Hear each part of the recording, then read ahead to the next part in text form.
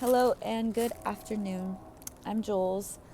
I have not made a video like this before after watching another girl's video similar to this. She lost her dad as well, and she talked about her process grieving, and especially after the 3-year mark, which makes 3 years this month for me in July.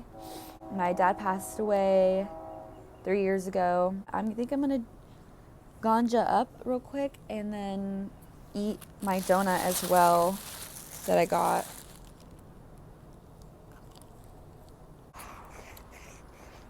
It's beautiful outside right now. It's like, it just rained, so it's like dewy.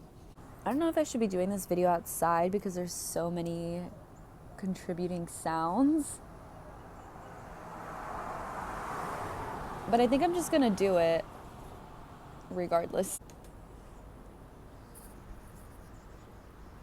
I'm going to cover topics of drug abuse, grief, mental disorders. So if you are allergic to any of that-ish, please click off of this immediately.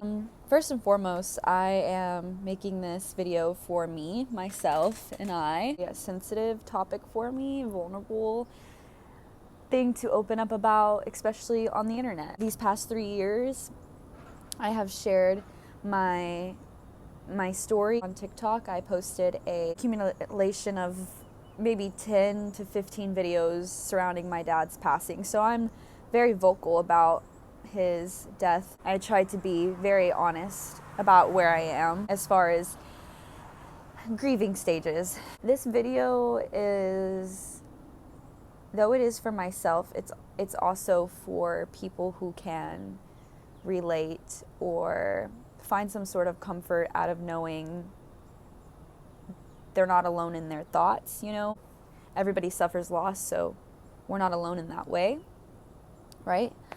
But when we get so consumed with thoughts of grief, in my experience, I can truly feel that nobody else understands me. It's a deep, deep rooted thing, and it's hard, especially when you're surrounded by people who haven't lost a significant loved one and don't understand you. Even if they try to understand you, they will never understand. That's been something to navigate in my grieving process. I want to start from the beginning of my experience losing my dad. I was 20 when I lost my dad. It's been 3 years. I am 23. I was living at an apartment when my dad passed away. I was living on the top floor. It's hard for me to recall moments of this day, and this is also my first time kind of backtracking and thinking about this day deeply. Just to set the picture for you, I found out at my apartment here. I was with people, I was with friends, I was with maybe 4 people, if I can remember correctly. Well, and plus the roommates that lived there. When I found out, I got a phone call that wasn't from an official person, so not like an officer or a doctor. I was told by his neighbor that lived in the same apartments as him that my dad was murdered. That was the first thing I was told. She said, "Your father is dead. He's dead. They killed him. They killed him. They hit him. They killed him."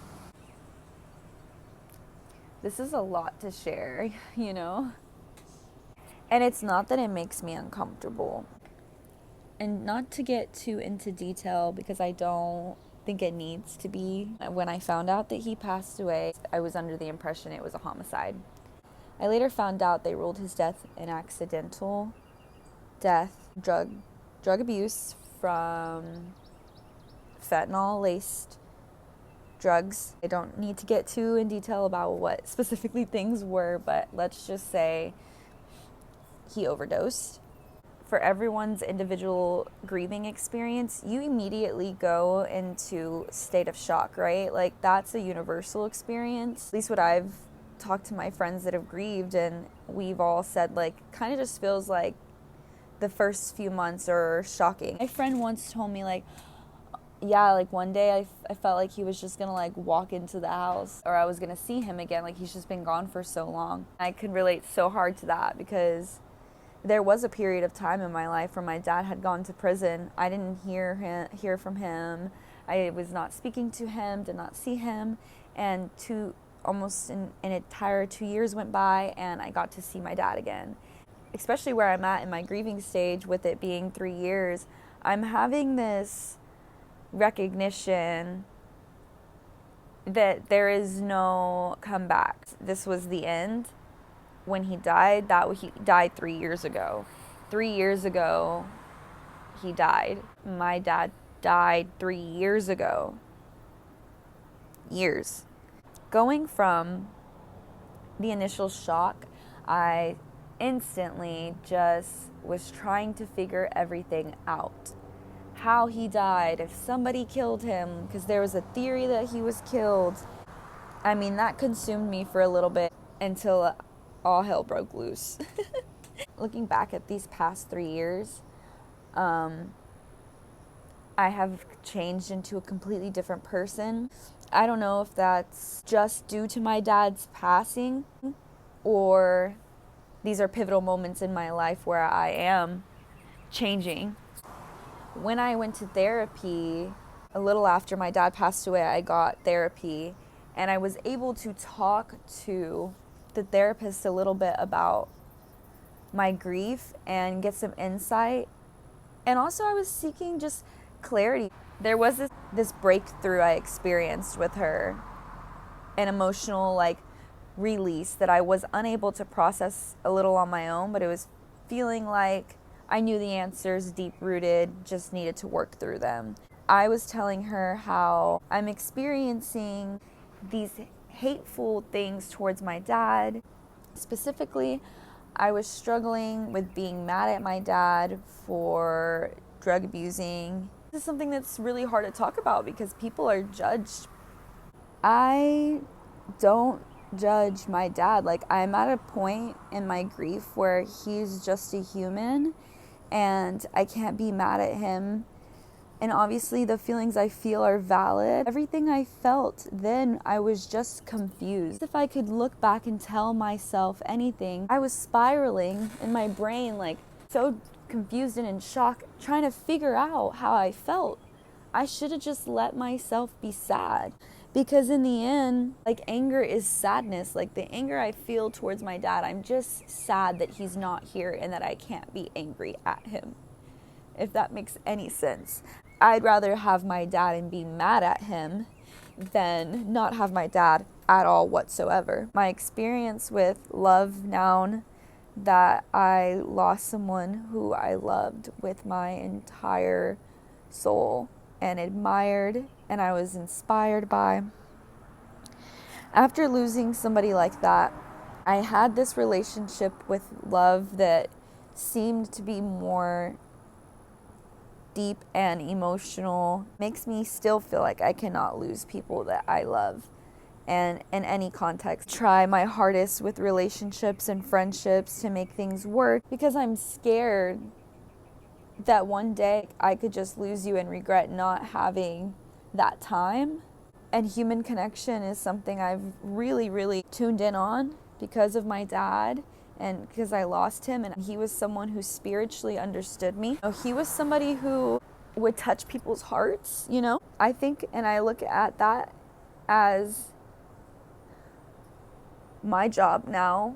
If I could share anything with me 3 years ago, or I could tell someone who's grieving to hold on to love, even if you feel like there is this deep-rooted feeling of not giving up, not caring at all about anything because, like, your dad died. Why would I care? Let's be honest, something hurts my feelings, but I don't care because my dad died, and you're honestly the last thing that's going to truly hurt me the way that he hurt me and the way that I hurt from that and the way that I yearn for my dad. That's another thing that I want to transition to, is that I, through therapy, also was able to understand my feelings and the way that and where something comes from.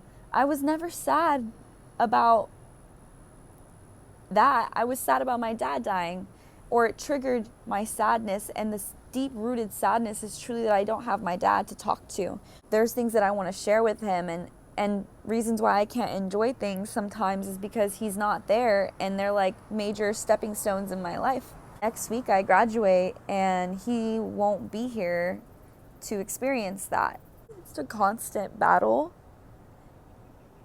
Every single day it is a constant battle for me. With my dad passing away, like I always tell my friends or whoever's like letting me talk about it, that it's not just my dad's death. It was a death of myself. Completely rebirthed myself in a new way. I am a different girl. I am a woman now. I am no longer a girl. And I was forced to grow up. I was forced to be mature about things.